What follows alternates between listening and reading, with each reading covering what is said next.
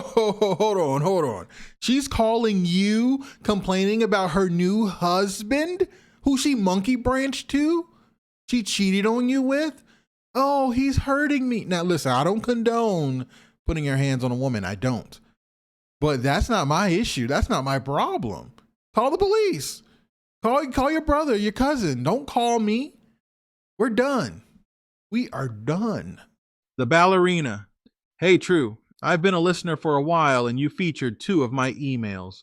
To which I say, I'm glad to have been able to help the fellas out, even if it's only for entertainment value. Which brings me to the topic of this email. A few days ago, I was catching up on some of the videos I have missed lately due to not being so active on YouTube, when I heard a few stories about crazy exes crawling back to guys and guys simply not having it. I figured I would share another story I alluded to when I first wrote into the show. It's relevant now because the person in the story actually DM'd me earlier this week. I was debating on sharing until hearing all these stories again convinced me to write in again. Maybe you'll feature it if it's worth the laugh. I'm sorry in advance. I know I can be long-winded. Let me jog everyone's memory real quick. Not too long ago, I wrote you about my experiences working in a children's mental health facility and how I got red-pilled by a coworker I dated whom we were referred to as Tanya. In that particular story, I mentioned that I was pilled by a previous girl I dated in college back in 2015, who happened to be a ballerina. Said girl, let's call her Nina, actually DM'd me earlier this week despite everything going down in the past and the number of times I had told her to simply leave me the hell alone. Here's what all went down before. So back in the day, me and Nina went to the same school together. I knew her from mutual friends and saw her in passing, but never made a move on her because I was a senior in high school, 18 years old, and she was a sophomore, 16. I wasn't sure if I would catch a charge or look sus to everyone around me, so it never happened. This only matters as it had a dynamic in our dating life. Admittedly, there was some heavy flirting, but I would quickly shrug it off for fear of catching a case. This happened regularly, and I admit it probably messed with her self-esteem, and if I were more mature at the time would have never done that to her, still not nearly as bad as what she did to me. Fast forward to late 2015, Nina and I ran into each other in college, and I casually asked Nina out. Nina was shocked and confused, but in the end agreed to a date. While on our date, Nina asked me, I thought you didn't like me. Every time I seemed to get close to you, you seemed to pull away. Why take interest in me all of a sudden? I then explained how I was afraid of what could happen, or how I would be perceived being an 18-year-old dating a 16-year-old back then. She seemed to understand, and we started dating regularly and then exclusively about a month after. I was on cloud 9.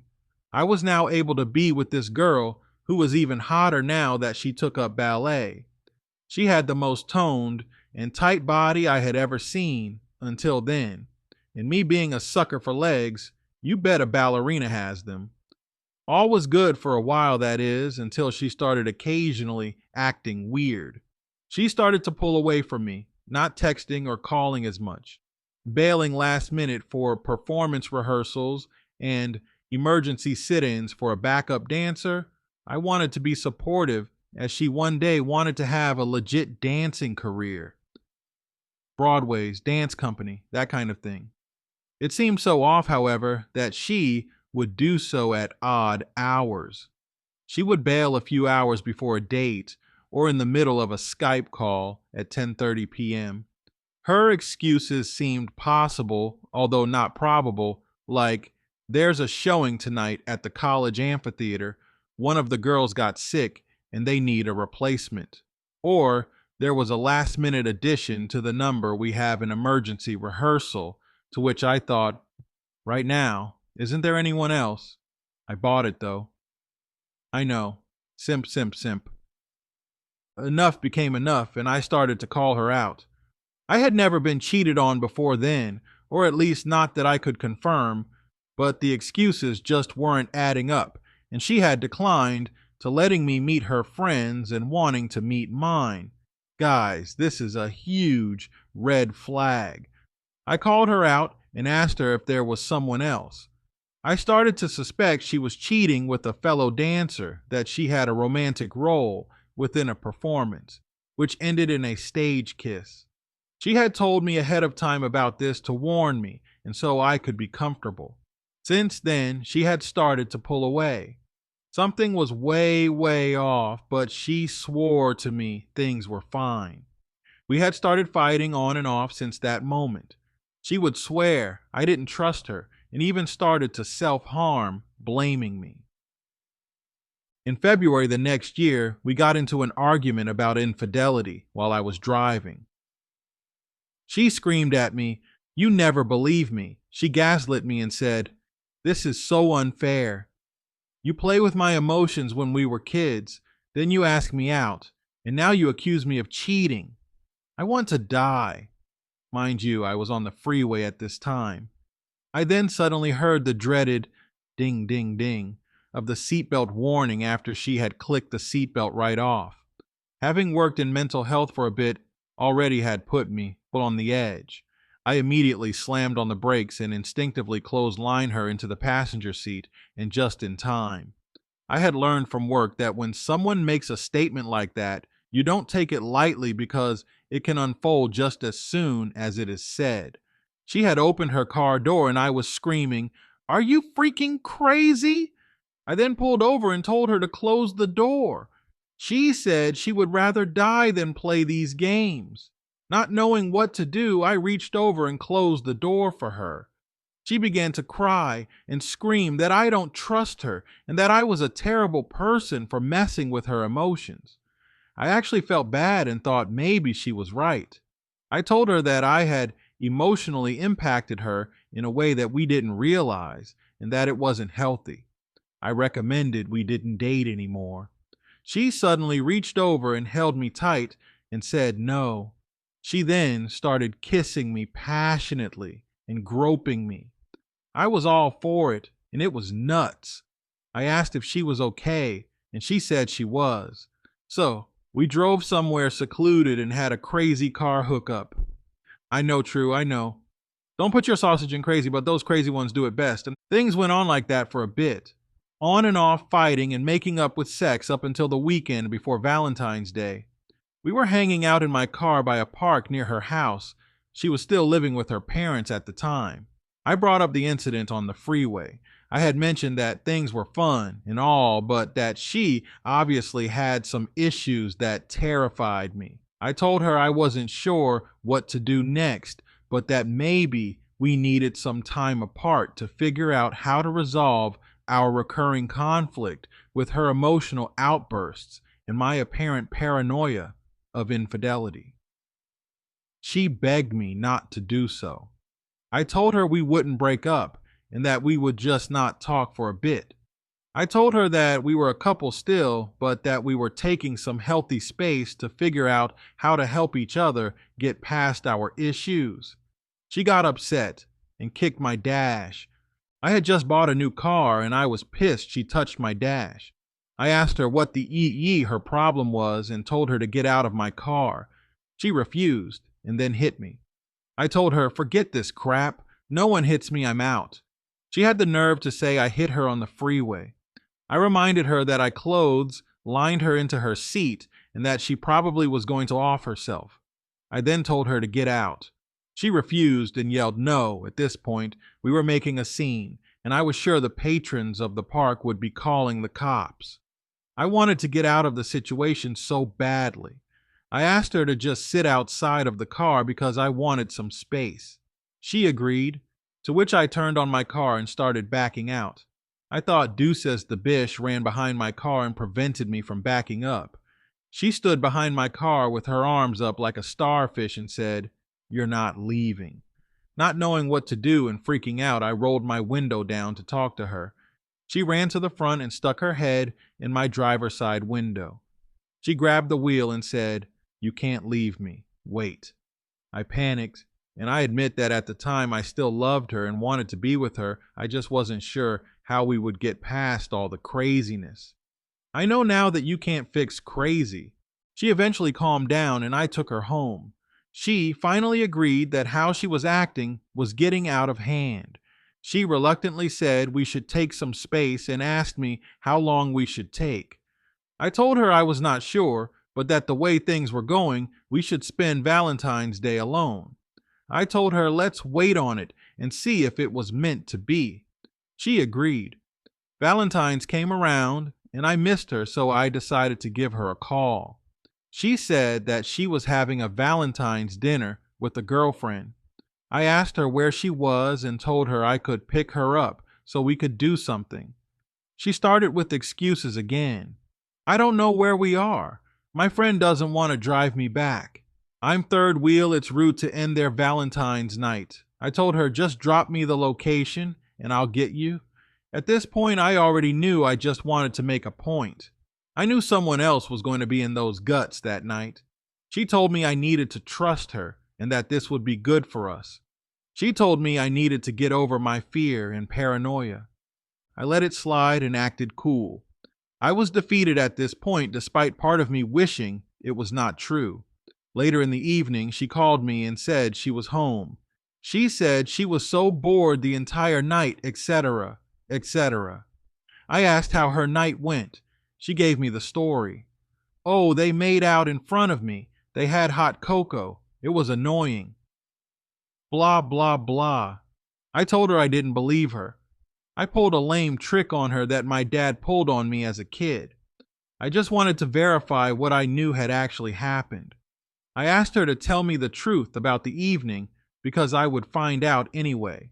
I asked her if there was some other guy that she was messing with because it was Valentine's.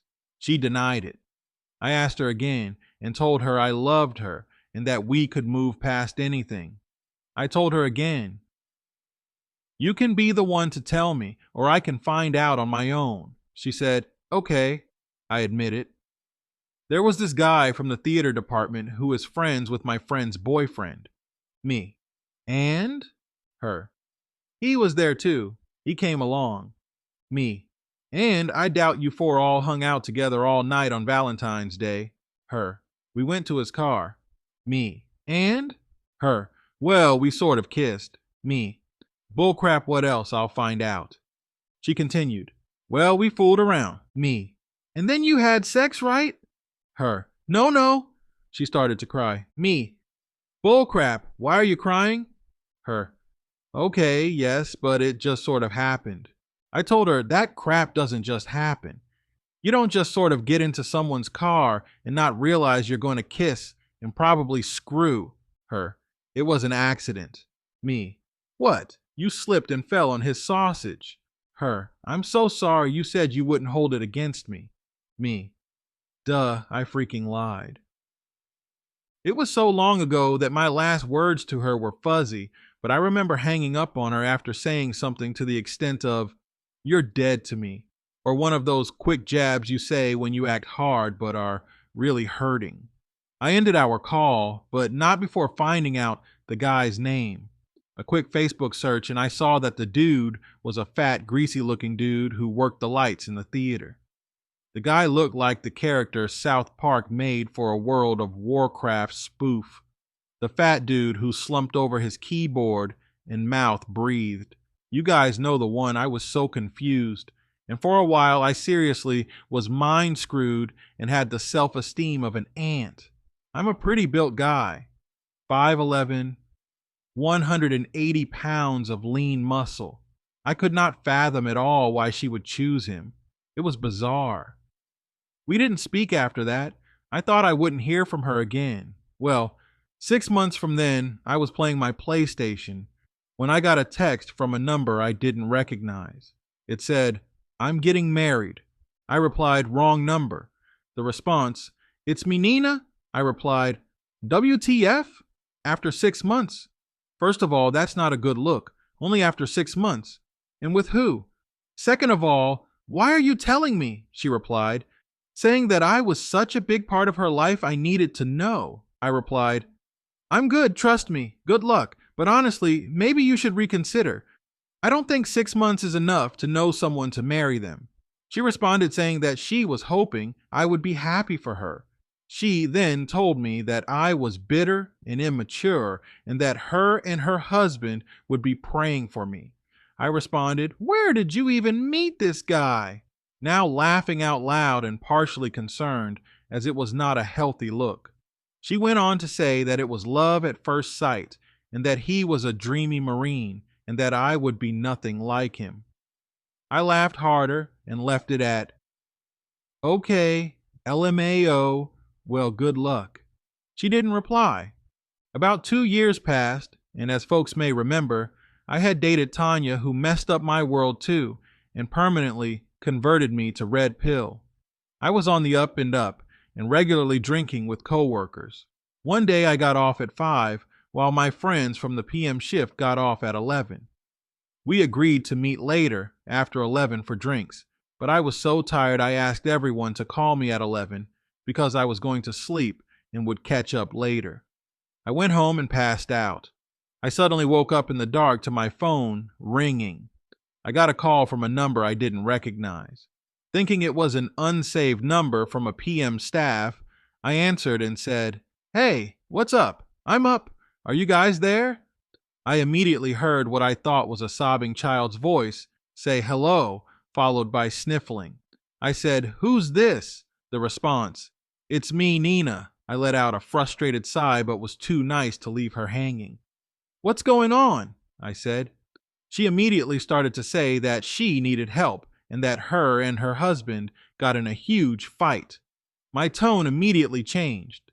No, no, no, no. This is none of my business. You're married. Welcome to married life. Now handle your crap. She begged me to talk to her. I caved and said, "What's the deal?" She went on to explain some trivial drama when I was expecting something major that was bordering on abuse. I let out a frustrated grunt and said, "Listen, that's not my problem. You got married? That's married life for you. Now do me a favor and delete my number. Go handle your crap." I then hung up and blocked her number. I wouldn't hear from her ever again, it seemed. That is, until last Friday. I was driving home when I heard the little ping notification from my Facebook app. I opened it and saw a new message. I recognized the thumbnail profile pic and the first name. It was Nina. I opened the message and it said messaged was deleted. I got home and sent a message saying, "Now I know you aren't trying to do what I think you are trying to do." Nina immediately replied saying, "I'm not trying to do anything. Me and my husband just divorced, and I'm going to be in town this weekend. I wanted to see if you wanted to catch up." I already knew from my sister-in-law, who followed her on social media, that she had 2 kids. I laughed. I told her, "Are you serious? Are you seriously trying to monkey branch after 6 years and 2 kids? Does he even know? Ha ha ha." She responded with a sob story saying that he was abusive and this and that. I told her, "You know that won't work on me. Maybe some other guy. You said I had beaten you too. Remember, but I shoved you into a seat after you tried jumping out of a moving vehicle." Nina then said, "I was hoping all this time you would fight for me. That's why I called you that night and texted you before I was married." I replied, "SMH, have you tried things with that theater dude? He seemed to have it for you." She replied, "Well, if you're seriously asking, we don't talk anymore." I replied, "Of course I'm not taking any of this seriously." I then told her, "Find some other poor soul to screw over, and once and for all, leave me alone. Delete me, block me, forget I existed." She replied with "got it" and a thumbs up emoji. I then blocked her and debated sharing this story since. But here you go, people. I hope someone found this insightful, or that I was at least able to amuse someone. P.S. True, you should retell your red pill moment. Some of us, me included, still haven't heard it. Thanks for reading. Sorry again for the wall of text. Let's see another email. Wife of 14 years cheats. What's up, True? I have been going back and forth as to whether I should write this or not. However, I love your content and it has helped me significantly. How my wife cheated with her coworker. I'm a 35-year-old male and she is the same age as me. We got married in our early 20s and have had a great life. Bought a home, great jobs, two children, now 18 and 13. Now, I didn't know anything about men going their own way or red pill stuff before, but now I completely understand and agree. Women can be with you for decades and just one day are gone. Found a better deal, I guess. In October 2019, I began to notice my wife call her Mary was beginning to act short with me. Pick fights and always telling me things like, you working so much is going to be the death of our marriage. All out of the blue. Now our marriage has been great in 14 years. Regular sex, trips in summers, boating with a lake nearby. Even bought her a brand new car in February 2019. I work in EMS, so I do work long hours, but my shifts are 24 hours on 48 hours off. So I still had time for family. So this all was a shock to me. However, I was passive and stupid and just let it go. Well, she tells me she is going to take a new position at her work, which will require her to go in at 3:30 a.m. instead of her normal 6 a.m. I support her as she states she will be off early now with the changes. Now fast forward about a month to November 2019, and her behavior is worse. The typical phone lock is changed and always in her hand. I confront her, and she says it's because her work, as she doesn't want anyone to get into her phone. Even then, I thought and said, that sounds stupid. Like, when do you just leave your phone sitting around at work? We fought, and I just put my hands in the air. I give up at the time. Then, a few days later, she is accusing me of cheating. She says she went through my phone. Saw a text where a female coworker texted me and said, "Okay, love," to me. Now I said nothing but work-related things to her. However, at the time, I could see her being mad as I would be if it was reversed. Then how could it? I couldn't unlock her phone. I know what a dumbass, but this was my wife and my best friend, mother of my children. Yes, they are mine. She wouldn't step out on me, right? Well, it's just a day later, and Mary tells me she thinks we should separate and possibly divorce. She can't trust me, she says. I'm in shock. What? A divorce? Really? Because of text? I offer her the coworker's number so she can call her and confirm she said "okay, love" to me and nothing was going on. I cried like a fool. Did the pick me dance, as I have learned it's called. She had no interest in any of it. We continued to share our home, as I told her I wasn't moving out until the home is sold. She has no one, no family. So the next few weeks are awkward as hell. She comes and goes, so do I, while we continue to care for our kids, which are older and noticing something is wrong. I finally confront Mary one night and ask her if she is cheating. I just have that feeling in my gut that everyone talks about. She gives me an odd answer. Mary says I have been flirting with someone, but that's it. She says I don't want to be in a relationship for a while. I didn't even reply. What do you even say to that? My wife, in a matter of a month, has accused me of cheating. Told me she wants a divorce and now is flirting with someone. What the hell? I began to get legal help with an attorney and informed both my kids what was going on. I was 100% honest with them. No mommy and daddy just don't love each other's speech. They would have seen right through that. When I told them, my kids spoke up and told me Mary had been leaving the house while she was supposed to be with them and sitting in her car in the driveway on the phone for hours. They also said she went to the store one night to get something, and this store is 10 minutes away. Mary was gone 2 hours. So at this point, I began to try to discover what it was Mary was up to. It didn't take much. One night she was asleep with her phone in her hand. Her thumb was pressed against the screen, so it stayed unlocked. I pulled the phone from her hand slowly so she didn't wake up, and there it was in text. She was texting her manager, we will call him John. The texts were about me and them and what they did where they met. She even said how she loved how his penis fit inside her so perfectly. The dates went back before our original fight, before she wanted a divorce, before the text from my coworker that was nothing. This had been going on for 2 months now. Oh, and the earlier hours for her job. No, that was a lie. This was so she could meet John, and they had sex in their cars before work. Yay, the new car I just bought her in February. My stomach dropped and I felt sick. IDK. We were already getting divorced, and I had felt this was going on, but to see the proof, it's just like a slap in the face.